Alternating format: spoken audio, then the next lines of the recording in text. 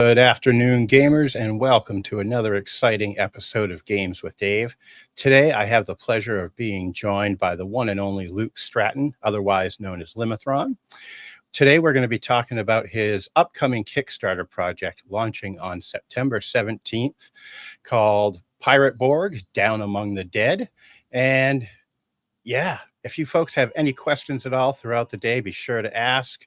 Welcome back, Luke. I'm so glad to have you on. I'm sorry, I just got an emergency alert. I'm making sure I don't need to run away. Okay. It's just a testing. Okay, great. Hi, everybody. Okay. Sorry about that. I was like, wait, what? Do I need to flee my house real quick? Hi. Yes, my name is Luke. I wish I was the only Luke Stratton. I think for a long time I was. And then one day I got a message on Facebook or Instagram, and it was some guy. Oh, there's a lot of Luke Strattons in England, and it was some guy who was half my age. He added every Luke Stratton he could find to a chat and wanted to hang out. And I was like, no, I shut it down real quick. Oh, man, that's too funny. Yeah, but yeah, thank you for having me on, Dave. It's good to be back. I'm so excited. You were, I think episode 4 we were talking about earlier when I first started this channel. It's crazy. Yeah. So how have you been, man? Now. I know, the big time. Yeah, I'm very, very busy. We have this really big Kickstarter next week. I've put way too many things into it because I'm just a victim of, wanting to put things I want to exist into the Kickstarter. I think it's really the biggest problem is just getting all the visual assets up and then making sure everybody understands what's all in the Kickstarter. We're not so much worried about the production side. It's just, but there's a lot of things in there, a lot of little different accessories, 3 different books, if you will, plus all our old stuff. So, but it's going good. It's we're very busy, but very good. That's awesome. Yeah. And yeah, this is a huge looking project. Like you said, 3 books, the starter set, and a bunch of other stuff. And the first book I guess we should talk about would be Down Among the Dead, which has 3 new adventures and some modular rules and a location generator. Yeah, it actually has a couple of location generators, and also has 3 full adventures and a 1-page dungeon, which was actually the one that we're kind of giving out to GMs for Talk Like a Pirate Week, which is starting on Monday. And then there's if we hit no stretch goals, which I hopefully will hit them all, there's only 1 PC class, but then there's an extra PC class, and then D66 skills for the seafaring sailor, which is kind of like classless feats that you can take when you level up. So there's a bunch of stuff in there. I just finished writing the first draft of the Jolly Roger generator, which is like a flag generator, which has been it was really fun to write. And, my plan, if it makes it into the book, is to do illustrations for each flag, so that you can, put that on the Patreon so people can drag and drop assets and make the flag that they rolled up randomly, or make their own if they, if they're rolling for their own pirate crew. So it sounds so cool. Yeah. What is the, I guess the theme would be the wrong way to say it, obviously pirate theme, but what are the adventures, I guess, if you feel like talking about that? Sure. Well, the flagship adventure is called Lost to the Locker. It's a post TPK, post drowning or shipwreck adventure where you end up in a bunch of kind of mist shrouded islands in the middle of a black skied sea. And it's basically purgatory. The rules are different than you might expect in the land of the living. I'm assuming the players are going to want to try to escape and return to the land of the living, but if they're a little more morbidly inclined, they could travel on to the netherworld if they wanted. But there's a bunch of crazy monsters and NPCs through all of history that live in the locker. And it's been really, really fun to illustrate. I kind of made these very Darkest Dungeon inspired backgrounds for each location that you can use. There's actually an add-on in the Kickstarter for kind of handout sized versions of them to show your players. Nice. But also we're building that into all the VTT. We'll have a foundry scene where you can load up each one of those backgrounds, and Alchemy is actually doing an advanced, or what do they call those? Like a premium module or like a Yes. enhanced module. That's the word, where they're going to animate like 10 of them and add music and stuff. So it's Dude, that's so cool. pretty exciting. Yeah. And I mean, like, we live in 2024 coming up on 2025. Like, I design games with VTT in mind because I know especially a lot of my patrons, that's the place that they play. And I think that's kind of a newer thing where it used to be, I mean, even still, a lot of books are still written with the normal format in mind. And often I'll actually write mine with like, how will this work on a VTT? So I want both to work, Yeah, I mean, COVID changed everything of how people play games, Yeah, and it did. I think a lot of people. Oh, go ahead. No, and like RPGs are really popular right now, and it's like nice to be able to play with people over the world, and the tools Yeah. are the best they've ever been for that. So Yep. why not embrace it? When embrace the new medium, Yeah, it's pretty crazy. I've got a game I play in every other Tuesday night, and our GM is from Scotland. Oh yeah, And it's like, it's the coolest thing, like it's the interconnectivity that Yeah, sure. everybody has nowadays. yeah. So, oh, No, I go feel ahead. like I cut you off No, again. you're good. Well, there's a little lag, so go ahead. Okay. Well, I noticed that you also have a couple perks for backers in the first 48 hours. What can you tell me about those? Yeah, there's actually 3 incentives, if you will. The first one is we have a VIP program, which we're calling, of course, very important pirate program. Basically, you're pledging $1 now. I mean, there's only a few days left now at this point, but you pledge $1 now. You get special access to the like preview Discord channel, which is where we've been kind of like showing off all the tiers and letting people tell us what they think about the page and what they think about content. And then you get, if you back at a physical tier, if you're a VIP, you get a free Sharon's Opal. It's like a D2 golden coin, pretty big one. And then you get that $1 back off your shipping. So it's like totally a wash. It's just kind of one of those, we want the first 48 hours to go as good as possible because that's how you get momentum on Kickstarter and get things like Project We Love, which makes a huge difference for the trajectory of the campaign. But then also, if you back, aside from the VIP thing, if you back in the first 48 hours on any level, you get a PDF of a port generator. It's going to be the port generator that it will be in the Dark Caribbean book, but that book won't be out for at least a year. It probably won't kickstart for a year, and that means another 2 years before it's in print. So you can get this like port generator where you can generate ports for all 5 of the factions in Pirate Borg. Nice. And then if you back at any physical level, you get a Charon Lost Soul embroidered patch. So yeah. So I guess become a VIP and back right away if you want to get the most stuff from us for free. I've got to, because somehow I missed the whole VIP thing. And yeah, I mean, like I was trying to say before the stream started, our biggest problem with this Kickstarter is that we're putting so many things into it that it's really kind of hard to show everybody, quickly and make, so we're doing our best, but yeah, well, I'm known for like stuff passing right under my nose. Like, it's just me. Yeah, sure. Yeah, you can get to that at downamongthedead.limithron.com. Cool. Oh yeah, but I guess I should talk about the other 2 adventures, the big adventures in the book. Oh yeah.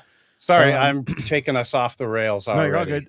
The second one is called Venom in the Veins. It's a very kind of Indiana Jones inspired romp through a abandoned ghost-filled temple. But there is a resource in this temple that another faction in the Dark Caribbean is trying to get to. So it's kind of very old school and Essentials inspired, and that there's multiple things happening in the dungeon. It's not just kick down the door and find the treasure. So that's been really fun to write. That's really just one of those passion projects where I was like, man, I really want to draw a snake temple. Okay, now I've got a really cool snake temple map. It's time to write an adventure for it. And then the other adventure, the third big adventure, is called Into the Maelstrom. And Maelstrom is the name of a first-rate ship of the line that has been taken over by a very famous vampire pirate and his like small clan. And it's a great Halloween romp. It's got all kinds of like blood things fed throughout it that are and it's got a couple of big twists that I don't really want to spoil that make it much more piratey than your normal. I describe it as Ravenloft I6 on a boat. Nice. But there's some twists to the way that these particular vampires work that is very piratey, and I think players and GMs are really going to get a kick out of a few of them. So that's been really, really fun to write and illustrate and lay out as well. The cool thing too is with this Kickstarter, I mentioned before, the handouts for the locations in Lost to the Locker. That's part of a pack called the Down Among the Dead Mega Map Bundle.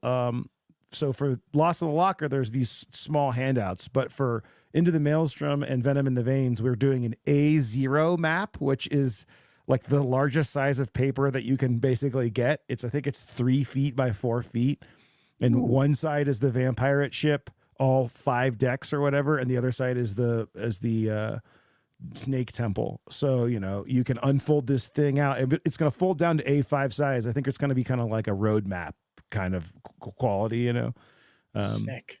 But the idea is, like, if you're playing in person, you can unfold that thing out and, maybe cover parts of it up with a black sheet or construction paper and then reveal the rooms kind of old school style. So, really excited for that. That's just one of those, like, how come you can never get the big maps? Like, well, they're always too expensive. It's like, well, what if we fold it to the normal size and print it on, like, the same paper that's in the book? That's kind of the vibe. So it's not going to be as, like, dry erase or durable as some maps, but in my opinion, you're probably going to use this thing once or twice, and it's $20 for the whole pack. So it's kind of like, I'd rather do that than it be $80, and nobody gets it. So right. That's kind of, that would be a bummer, but that sounds so sick, dude. I mean, yeah. I've never heard of A0. Yeah. So the book is A5. And if you think every time you lower the number, you double the paper size, so the book is A5, A4 is like letter size, A3 is double that, A2 is double that, A1 double that, A0. So it's literally, we have a graphic on the Kickstarter with the map next to a skeleton to show the scale. And it's like, it's 4 feet tall. So it's a cool map. Yeah. That is crazy. Yeah. Man, you're going to be taking like a whole paycheck from me. Well, I've said this a bunch. I really hope people don't go beyond their means. Like, I know there's a lot of stuff in there, but I also know that, the economy is not great for everybody and that we're in an election cycle. I know how it is, but at the same time, we just make stuff we want to exist, and hopefully the people who can afford it get it, Yeah. Well, I'm sure they will, because that sounds freaking killer, man. Yeah. Yeah. I mean, a 4-foot map of a ship and then a snake temple on the other side. I mean, the funny thing about it is, I've been drawing these VTT maps for so long.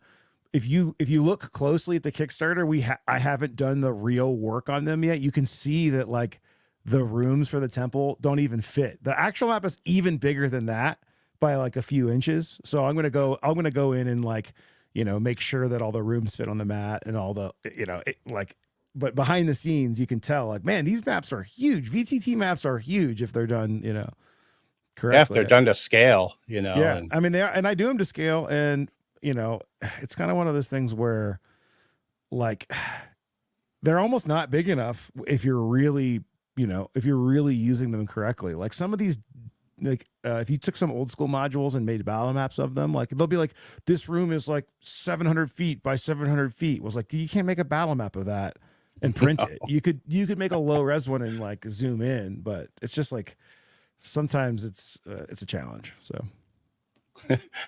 So another really cool thing that is going to be hard to not grab for me is the box set. And man, it looks like that box is going to be full of awesomeness.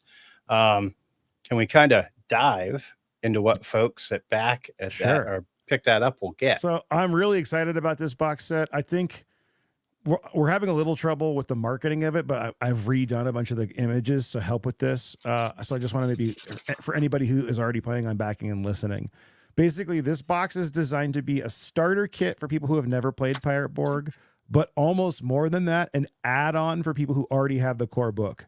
Because basically with the core book in this box, you could sit down at any table in person and have, like, all of the tools you need to play. The box set comes with a player version, which actually I'm drawing the cover for that this morning. I was working on a new cover for it because people were confused that had the old Pirate Borg cover. So there's a brand new cover with a brand new pirate skeleton on it. And that's a little zine, not little, it's a like 56 page zine that has all of the player rules and ship combat rules from Pirate Borg in a smaller player only zine with no spoilers and no roll tables that nothing that would spoil any of the fun. And then the end papers of that will be the rules summary and the character creation sheet. So the idea is that GM gets the core book.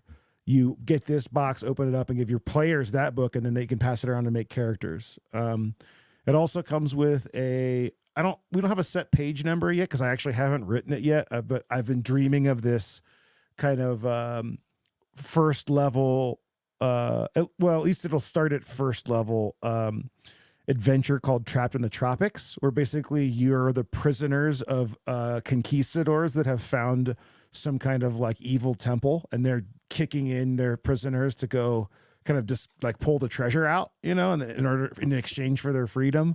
But of course, it'll be filled with traps and undead. And so that adventure is called Trapped in the Tropics. And for anybody who's familiar with Buried in the Bahamas, it's going to be very similar in that there's going to be liner notes and kind of explanation on how to run it for people who haven't played before. Or for people who've played, just like I find it really helpful to be like, look, do this here if you want this to happen, that kind of thing. We do like Pirate Borg to be like rules light and very like GM driven, but it's nice to have like designer tips on how to run it. So that's the 2 booklets in there. But then the things that I'm really excited about are all the extras, because we're doing 3 if we hit the stretch goal, double-sided maps. So let's just assume we hit stretch goals. We're going to have an A. So if you have the first printing of Pirate Borg, the map in there is the map that comes with the book is A3. These are going to be A4 maps. So we're doing an A4 version of the Dark Caribbean. I'm sorry, A2. They're even bigger, twice as big. So they're going to be there's a Dark Caribbean map with more locations on it, because I'm going to use the one that I'm drawing for, or that I'm labeling for the Dark Caribbean book next year. And the other side of that is a water hex mat. Then there's going to be in a map, 2 maps, I think, or a map for whatever the temple ends up being in the adventure, and a generic like jungle that leads to a beach battle map. And then the other 2 maps are going to be 2 ships that are in the adventure, so that you can like put the 2 maps together and have ship to ship combat. There's so much more. On top of that, there's also punch out tokens for all the Pog style tokens for all the monsters in the adventure. And that'll be a combination of whatever monsters we use from the core book, plus any new monsters that we put in the adventure, as well as tokens for the ships in the adventure, so that you can like punch them all out and run on the maps. There's also a set of resin, a 12-piece set of resin dice, laminated character creation cheat sheets, and PC like blank write on PC sheets. So it's like literally everything you need to play Pirate Borg like in one box. So wow, I'm pretty excited about it. We had some feedback when we announced it, basically. Oh, and there's also cards. There's also reference cards for the new monsters. So we had some feedback where people were like, "Oh, I don't really want that. I already have the book." And I was like, "No. I don't think you understand. Like, you want the only reason you wouldn't want it is if you were never going to play in person. But then you should just get the PDF, because it's going to be like a bunch of new content that will be as good as the stuff we've released before. So I don't know. I'm really excited about it. It should be pretty exciting. Yeah, when I read what was in that, I was like, good God, like that is so much. It's a lot of like stuff. I said, awesomeness in that box. And yeah. Well, I've said this a couple times now, but when I was at Gen Con a few weeks ago, and Arkham Horror released their role-playing game with a box set, and that thing, the retail was $35, and the number of things in there, I was like, dude, this is amazing. Like, we could do this. And one of those things that's like when you're not in the industry, like things, or when you're new to the industry, things seem like insurmountable sometimes. You're like, how could I ever make this? But like when I looked at that Arkham box, I'm like, we have all these things. You know, we could put Buried in the Bahamas in this box, but if we put a new adventure in this box that's tailor made for the content in the box, we could have matching battle maps. You know, it's just like I already have half the things in it, and the other ones I'm excited to make. So all you got to do is find place to get it manufactured, which we already had on lockdown for this Kickstarter. So it was like, hey, can you quote this up? And they're like, can we make this work? And we're like, yeah, we can make this work for it's $30. It's even cheaper than the Arkham Horror one. Crazy. If you get it in the Kickstarter. I think it'll be $35 at your local retail store. Still, with everything that you've got jammed into that box, $35 is still a steal. Yeah, and the other thing too, I mean, this is where I can tell we're like gamers and not the best businessmen, is that I'm like, no, resin dice. There's going to be 12. Like we could have just done 7 or 8, cheap plastic acrylic, Yeah. And I was like, no, I want when you open the box and play, I want to be like, this is the premium. I don't want it to feel like sometimes when you get like a D&D starter kit, it's like $20-$25. You got it at Target. You can just tell that you're not getting the full thing, that it's really just like a bait and switch. Like, hey, yeah, you want to level up? Oh, you're going to have to get the other books. Like, well, that obviously moving on to our other stuff is going to be good for anybody who's into the setting. The starter set itself is going to be like a fully contained premium experience, which is, maybe there's a better term for it than starter set, but that's the angle on it, And obviously, I would say like the booty box with the pirate theme, but that just doesn't sound right. Yeah, booty's a tough one. I also feel like booty gets used a lot in like jokey pirate stuff, and we're serious we're grimdark pirates, That's right. Yeah. Well, man, I am just blown away by that starter box for one thing, but there's even more going on with this Kickstarter. There's a lot more, including another hardcover. Yep, Cabin Fever. In May we ran an itch.io jam, and we offered a cash prize to the winners of like maybe 6 different categories or so. And the original plan was that we were going to compile them all in a free PDF for the community and then put the free PDF up on lulu.com as a print-on-demand book. And we were going to sell it for basically cost. We were going to sell it for cost.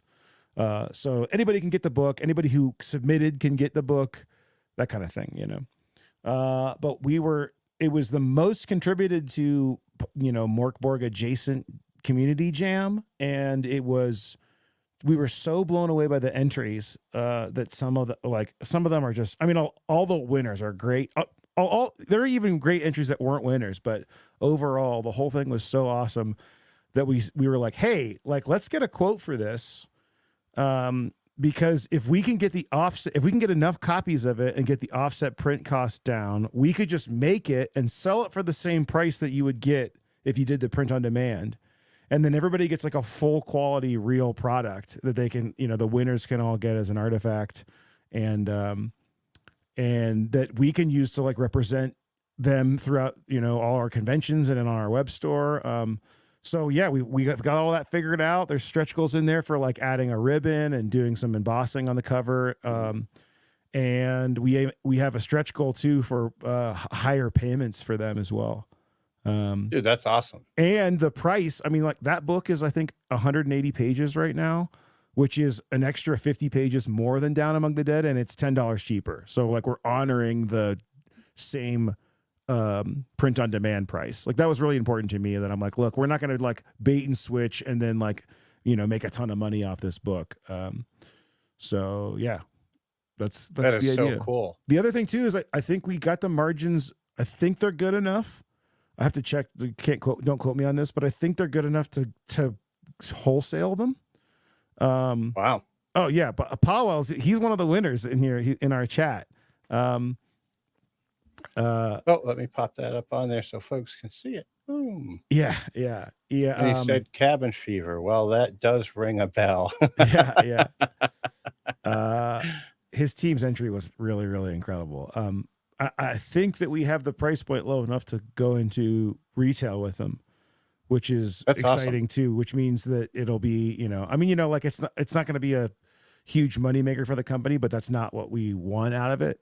Like it's not it's a third party product. That's kind of the idea. And I don't know. I'm saying this out loud because I think a lot of companies do this kind of thing where they just hire people and then, you know, sell their work. But this is kind of more of a like brand builder and more of a like get the, you know, help build the community and get those people out. So. Dude, it's sick. And there's even more. Yes, this is the problem. Like, there's too many things. There are not too many things. You got to stop saying that. Sure. I want to buy them all. Yeah. So there's some crazy sets of dice. I'm going to kind of run through some things, and we can touch back on each point. Great. Yeah. There's some crazy sets of dice. There's tokens, a set of Devil's Luck coins. Oh yeah. And I feel like I'm missing something here on what I wrote down. A neoprene battle mat. Oh, I did miss that one. Jeez. The neoprene ocean hex mat. Yeah, I'm trying to think if there's anything else really major. Did you go A0 with that? No, that's 3 feet by 3 feet. It's still huge, and it's not paper, so the sizes aren't quite. I think they just pull it off a neoprene roll and then glue the like fabric top to it. You know. Yep. Yeah. So I mean, you know, I've said this a couple. Oh, the biggest thing I think, one of the things that most people are excited for is the GM screen. That would be the last big one. Yeah, that is it. So like originally, this Kickstarter was just Down Among the Dead, the GM screen, and then naval combat tokens. I've always wanted to make Punch Out naval combat tokens because they're cheap and you can basically get all the ships you need for your entire campaign in like one pack. So we're doing that, but then when we started doing the starter kit, it was like, okay, well, if we're going to do the Punch Out ships, we should just do the monsters too. And then it was like, well, I think I can fit all the monsters from the game on 5 A5 sheets of cardboard. Like we should just do that too. So we're doing naval combat tokens, which is all the ships of the game. The front and back are different. So it might be like a pirate ship and a ghost ship, or like a British ship and a wretched ship. And there are lots of duplicates. So it's not just one token for the brigantine. You know, there's the ones we know that people are going to use. We have lots of those. All the boats are in there too. There's little tiny tokens for the rafts and the rowboats and dinghies and stuff. And then it's kind of the same deal with the creature tokens. We're doing a token for every creature in the game that has an illustration, and they're front and back so that you can, you know, and the fronts and backs are different. So like, we haven't figured out exactly how we're going to line them up, but like, for example, the zombies might be on the back of skeleton tokens. So you have multiples if you need them, rather than just one of that one kind of zombie or whatever. Right.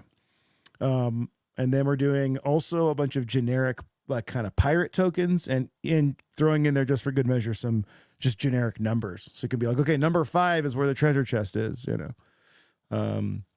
And those are both, I think both packs are $15. So it's like, nice. You could spend $200 and 80 hours buying ship miniatures, which we'll probably make at some point, who knows? Or you can, you know, for $15 have the entire thing you need, you know, for like the price of a Chipotle burrito these days, you could get all of the tokens that you need for your whole campaign. Because I also love the idea of just like throw them in a bag and then you're good to go for, you know, any encounter at your table. So, yeah. Okay. I don't feel like there's anything you didn't think of with this. Well, basically just made all the accessories that I've always wanted to have, that we have in our GM kits. Like if I showed you my GM kit right now, it has tokens that I use for generic tokens. It has monster tokens that just have like skulls and then numbers on them. And it has Devil's Luck coins, which I hand out to players for their Devil's Luck. Some of them I have from Severed Books, which is my buddy Justin makes these cool D1. There's like 1 skull, 2 skull D2s, and I was like, I really want to have a pirate themed version of that. So there's a bag of Devil's Luck coins that you can hand out to your players to track their Devil's Luck, but then they can also use them as D2s. They're like a dual purpose.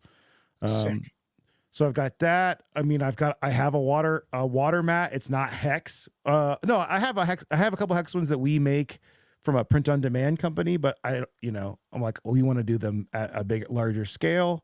I have ship miniatures. I have dice that have D2s in them. No, I have ones that are from Kraken, and I always was like, these are cool, but I would love to have our own. So we're making our own. I'm like so excited. I mean, there's been so many discussions about like, Luke, we should sell dice. And I was like, I don't want to sell shitty dice. We got to sell like premium dice. So that's what we're doing. We're doing sharp edge. We're gonna see. I don't know if I'm gonna like sharp edge. I know that's like the uber premium. I think maybe a little edge might be. I don't know. We'll see though. But they're gonna look amazing. They're gonna be like resin with like. We're doing a glow in the dark set and a dark Caribbean set that's like a black and blue sea color. Yeah. Sick. So. And then, geez, then the GM screen.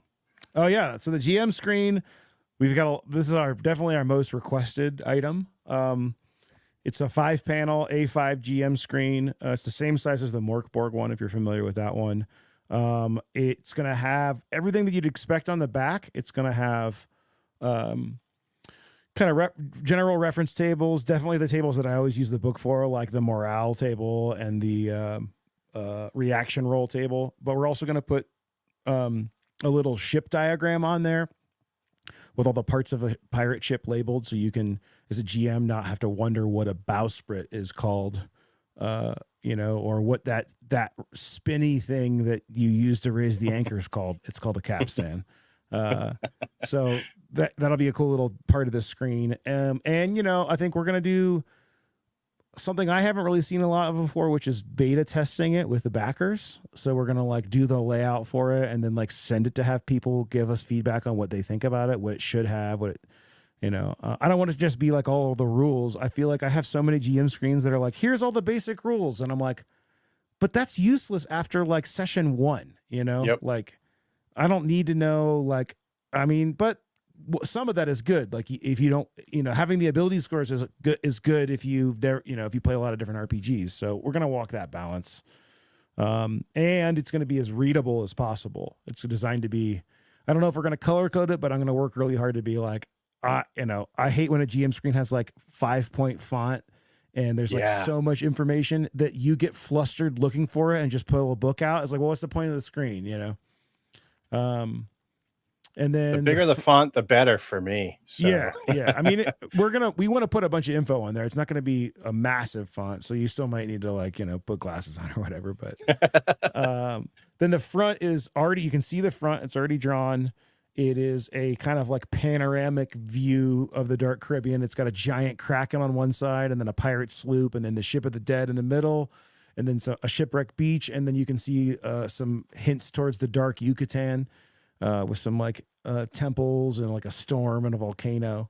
And then I think my favorite stretch goal of the entire campaign is the stretch goal to make the glow in the dark ship on the front of the ship on the front, the ship of the dead, glow in the dark with glow in the dark ink. Ooh. Now, I know that most people don't play in the dark, but I just think that's just so cool to have stuff like that. So yeah, you could be like a little kid again and put it under the light before you go to bed, set it on a table across the room and be like, that's so cool. Yeah, that would be.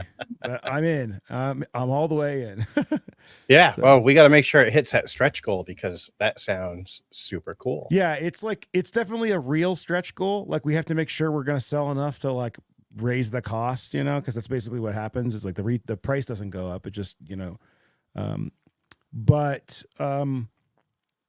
I think it's low enough that I'm hopeful that we'll get it. So I mean, maybe we'll get really lucky and all our stretch goals will get unlocked. Who knows? So how many stretch goals are there in total? Oh my God, I think there's like 20. Wow. I mean, I have Zach Goins is on our team now, and he's kind of like leading all the Kickstarter setup and tiers and fulfillment and stuff. So he's got them all laid out, and we're kind of like figuring out where to place them. Last time though, like most of them unlocked in like the first few hours because I set them all too low, So we've done a better job this time of like putting them at financially appropriate spots where it's kind of like, well, we know based on how many backers, we know that we can just like, for example, the book Down Among the Dead, the cover is a 5-color Pantone print, meaning that they're all spot colors. It's not color mixing, so it's really going to pop. It's going to hopefully look just like it does on the screen background here.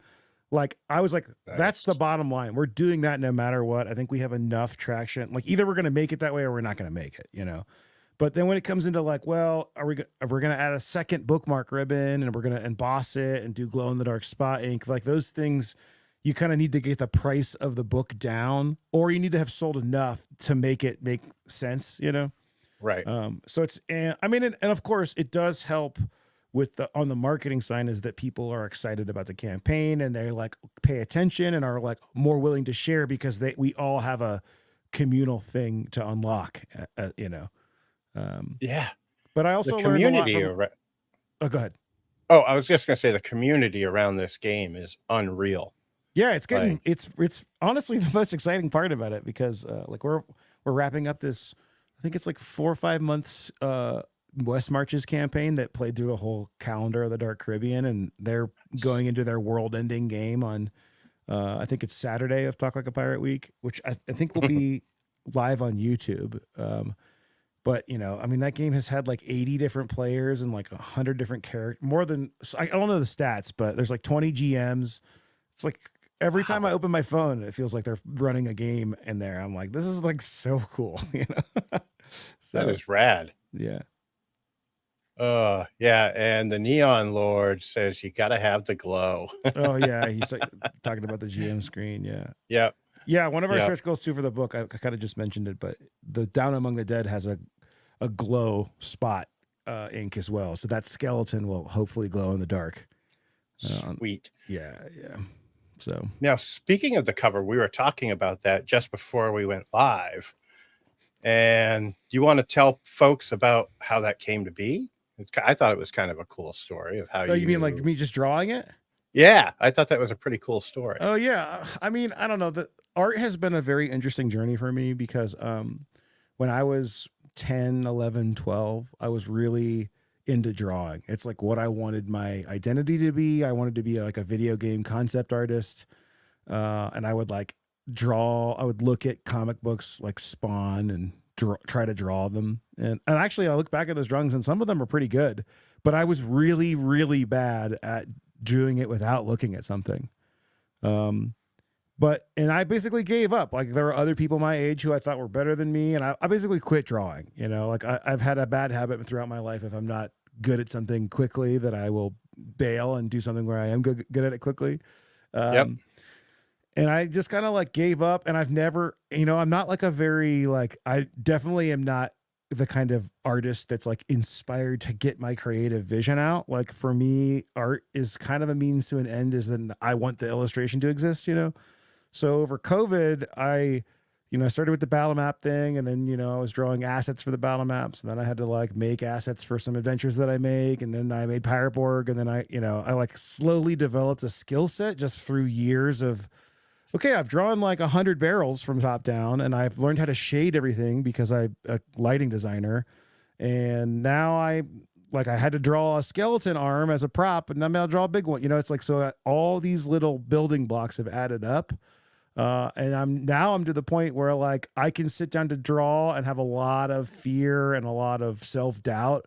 But then at the end of one day, look back at what I've done and be like pretty proud of the work, which is not where I was in the beginning of COVID. Like I never would have been able to draw then what I can draw now. So like with the cover of this book, one day I was out on tour, and I just had my iPad, and I knew I needed to do a cover for this book. So I did a sketch on a piece of paper, on like in a little artist notebook that I have, which I have done very little of in my life now as an adult. Took a picture of it in my iPad, just started layering in ink. And, you know, there was not much for me to do that day. So by the end of the day, the cover was done. Like pretty much the entire thing was done. And people were coming in and out of the office all day being like, what are you working on? Oh, cool. And then like, whoa. And then like, wow, you did that today? And I told them, I would be like, dude, I can't believe I did this today. Like it's like one of those things that really makes me feel like when people say they can't do things, I just don't believe them. I just think they haven't put in the work, because that's been my experience with something that I remember being really terrible at and remember hating everything I do. And now I can actually sit back and be like, man, I'm actually like pretty happy with how this one thing turned out. You know, like when I look at the Pirate Borg cover, I'll be like, yeah, it's not perfect, but like also that's kind of part of the charm, you know? So I don't know. That's a It's whole got other... that like piratey, not the I don't know. Sorry, I cut you off. No, you're all good. Yeah. I just think, I just really want to encourage everybody out there to, like, if there's something that they're interested in trying or that they wish they were good at that they aren't, you just got to start doing it. Like, just go do it. Yeah. And just do it a lot. Like, you know, I mean, I don't think that I'm like a freak when it comes to like learning. I think that I learned probably about the same rate of everybody else. I think I am a freak in that I am definitely obsessive and will do all the research. So if you know, that's maybe my superpower is being motivated, I guess. But yeah, well, I don't think it really comes from I think that talent is a bullshit word. I think it's more about putting in the work and learning the skills, you know, because like I haven't started it yet, but I've been really getting into like, okay, you know what? I really want to be able to, like, my goal now is to be able to draw like Todd McFarlane on my own, you know, to be able to draw like comic book level inking on my own. Wow. So I've acquired a few like art books, and I'm going to put myself through like a everyday training, you know, an hour every day working to draw human form and stuff after this Kickstarter Get Creative is all done. So I'm really excited about that. Yeah. Well, I can't wait to talk to you in another year and see how much you've grown as an artist, because this cover is phenomenal. Well, thank you. And if you're going for like McFarlane level stuff, and I think you're absolutely right. Like, interviews for me, like we were talking before the show, when we first talked for episode 4, I was like tripping over my words, stuttering. Yeah. I gave it up for a little bit, and then I'm like, no, you're not giving up at this.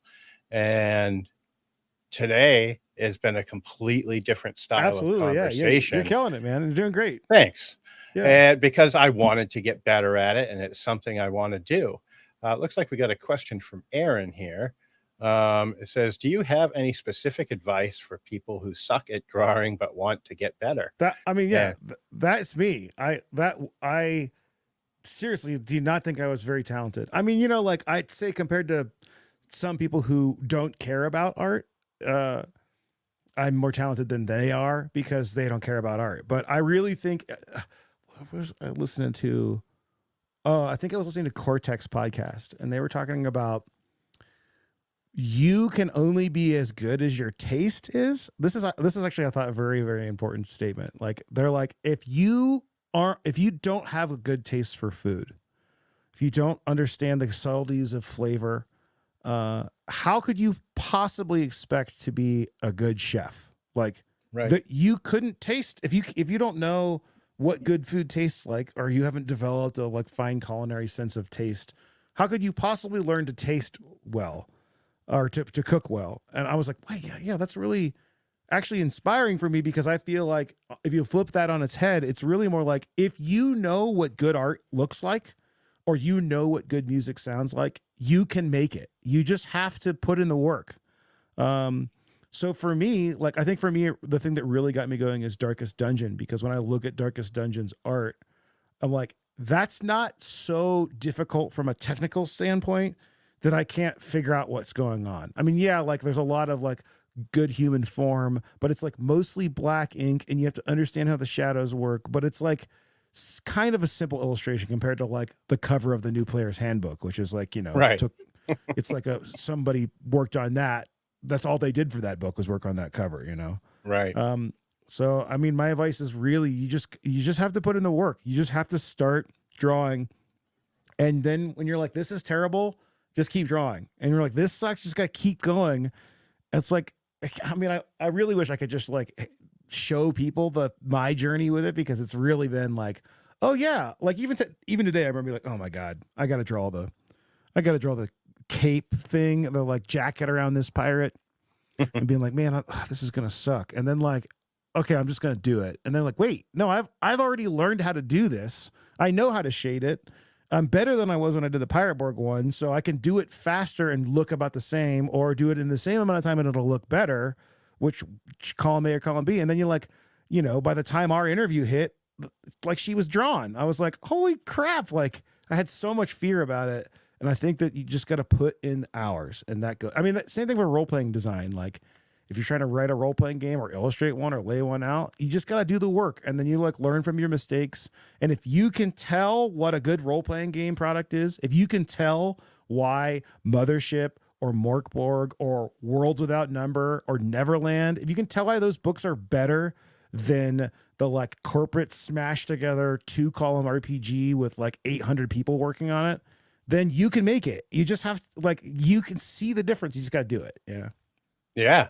And you're absolutely right, because even with me, it's the perfect example of where I said, like, I gave up at it, and then I'm like, no, I'm gonna do this. Yeah. And I just watched, I went online and I did like a search for the top 10 interviewers Sure. online, and I just started watching interviews from all them, and I'm like, okay, stop doing this, do that. Yeah. Stop doing this, do that.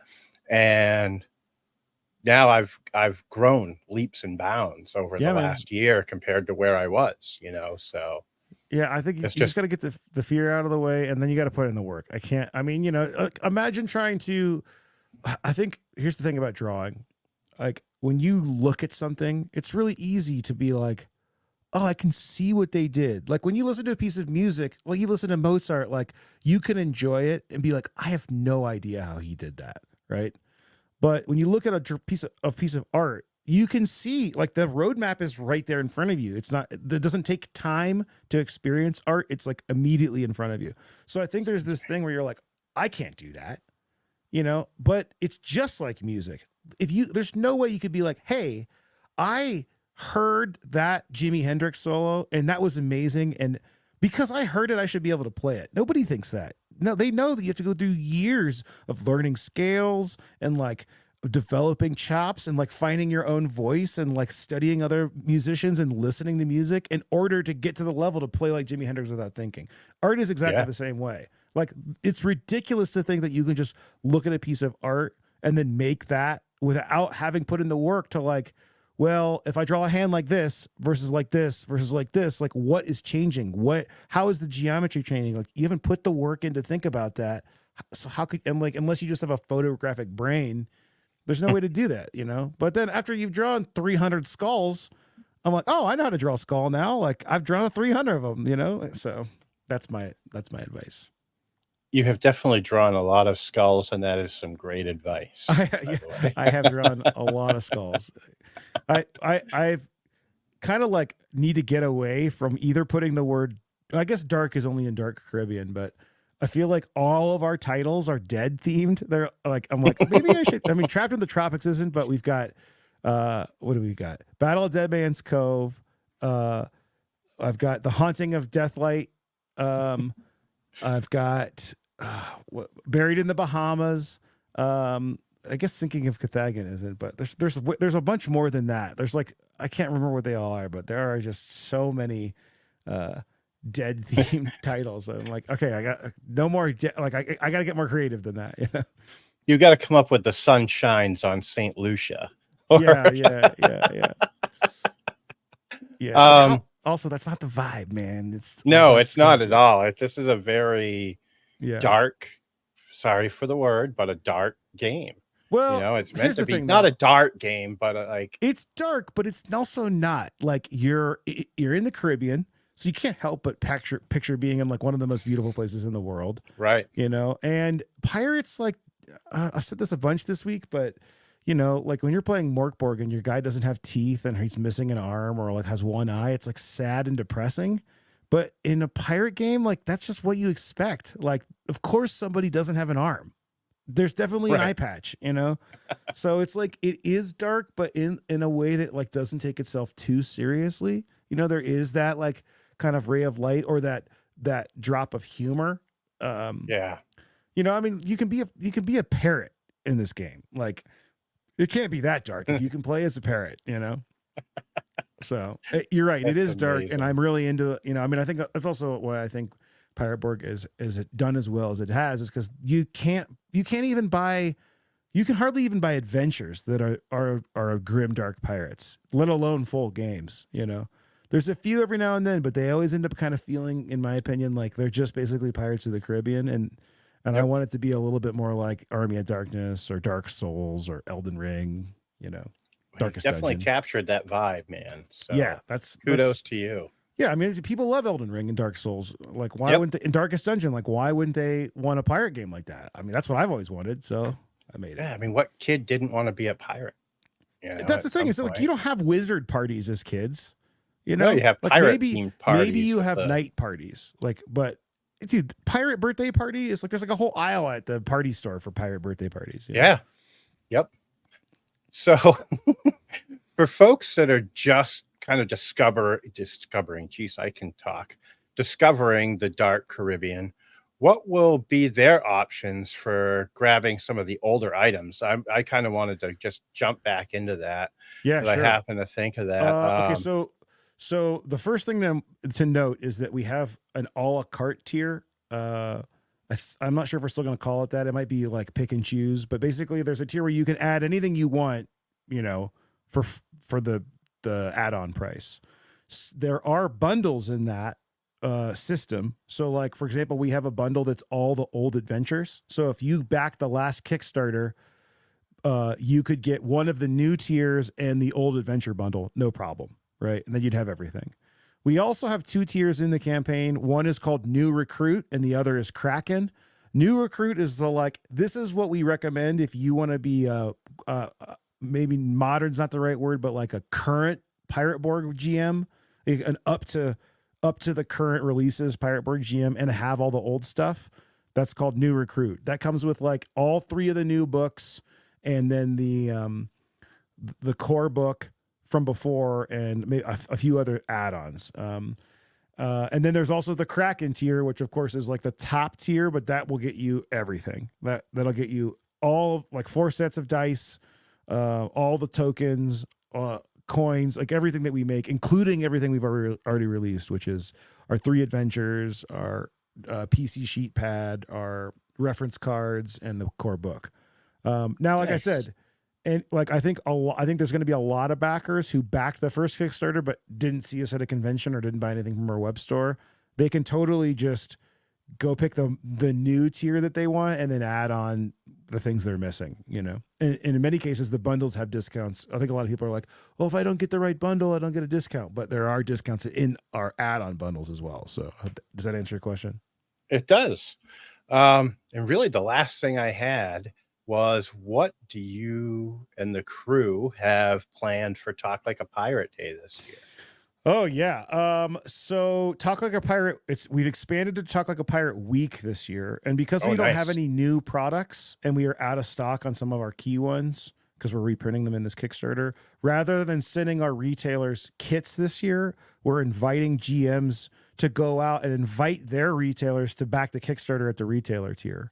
Anybody who does that and sends us an email about it, we'll mark it. And if that retailer backs, they'll get a $25 gift card to our online store, which they can use to get like a Pirate Borg t-shirt or anything that they're missing.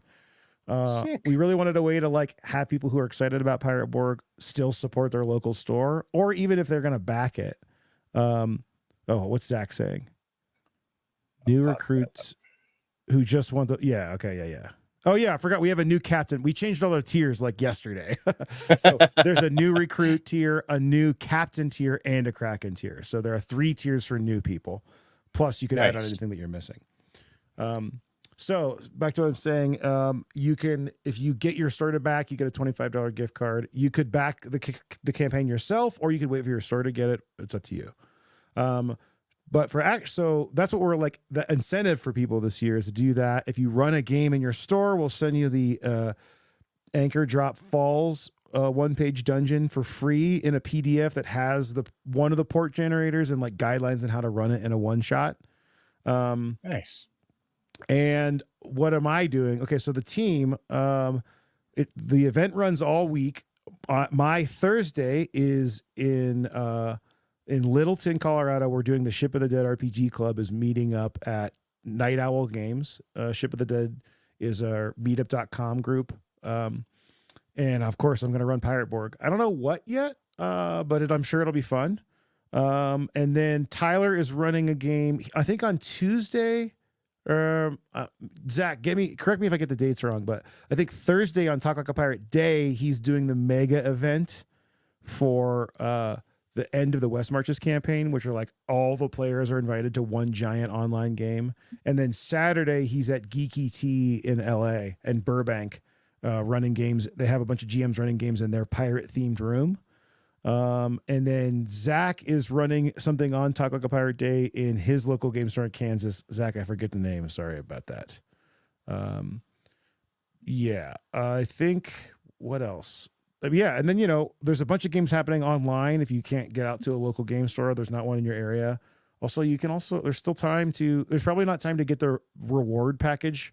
If you're a Harbor Master and you run a Talk Like a Pirate game, we send you a reward package before the game. It's probably really too close to get that unless you ordered it today and then ran on Saturday, but we'll still send you the kit after the fact and you can still run the games and get credit. Yeah, here we go. Zach's running at Cardboard Corner Cafe, Tabletop Games and Hobbies. Yeah. Nice. In Kansas. Yeah. Unfortunately, I have to work, so I won't be able to. All week? No, I have Monday and Tuesday off. Yeah, I could potentially do something then, but I was thinking Talk Like a Pirate Day. I've got to work. Yeah, well, so the problem that we ran into last year was that a lot of retailers would be like, "Hey, we don't want to run this on a weekday.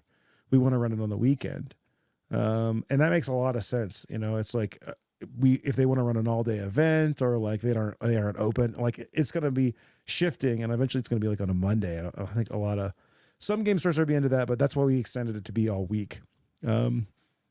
Yeah. Also, we decided like Tuesday is a better day for Kickstarters, so we're running our Kickstarter 2 days early. So it'll be running during Talk Like a Pirate Day, but rather than having to be focusing on getting the Kickstarter live, we can do that 2 days earlier, and then we can like take a breath and run some games and hopefully take a victory lap. We'll see how we go. Nice. For first 2 days. Yeah. Yeah, I don't think it's going to take you too long to fund, my friend. So, well, I mean, so we're in a unique situation there because I do all the creative work. We don't have a huge team to pay. We do pay Alan for proofreading, and I'll probably have another professional proofreader and an editor on this. But I do all the creative, so our upfront costs are a lot lower, and we have the Patreon. So like our funding is pretty. Like we're going to make this book pretty much no matter what. Like we have 2,600 followers, and the funding goal is $5,000. So you can do the math. Like I think, like $1.75 a person. Yeah, and that's if nobody bought any books. So right. I'm not worried about funding, but I do want I want to hit a bunch of stretch goals. That's a win. It's a win for everybody. It's like the Neon Lord said, we got to have that glow on that. Yeah, you got to have that glow. And, it really helps with like press and the hype and just like talking to people, when you talk about a Kickstarter, like if it does really, really well, it kind of has a bigger dent in the industry than if it just funds. So, yeah, absolutely. Yeah. And, it's different for us. Like Kickstarter really is more of like a kind of pre-order. We call it like a new community member recruiting tool more so than it is a way to fund a project that we couldn't afford to pay for, which is, I mean, that's how most of the tabletop industry is. This is like a pre-order store plus community builder. So it is. Yeah. Well, before we hop off of here, I want to give you a chance to kind of tell folks that may have just found out about Pirate Borg where they can find you, where they can pick up product and stuff like that. And then I'll let you get back to your day. Yeah. I think the easiest way to find me is pirateborg.com or limithron.com if you want to see more of what we do besides just Pirate Borg. I'm at Limithron on all social media. You can get the core book, obviously, in this Kickstarter, but if you don't want to wait, you can get the core book and all the things we currently make on our web store, and then just back the new stuff if you want to like get started playing and pay shipping twice, I guess. Yeah, that's pretty much it. Yeah, I mean, if you're thinking about backing, I would highly encourage you to back on day 1 or 2 and consider becoming a VIP, because that's better for literally everybody. Yeah. So.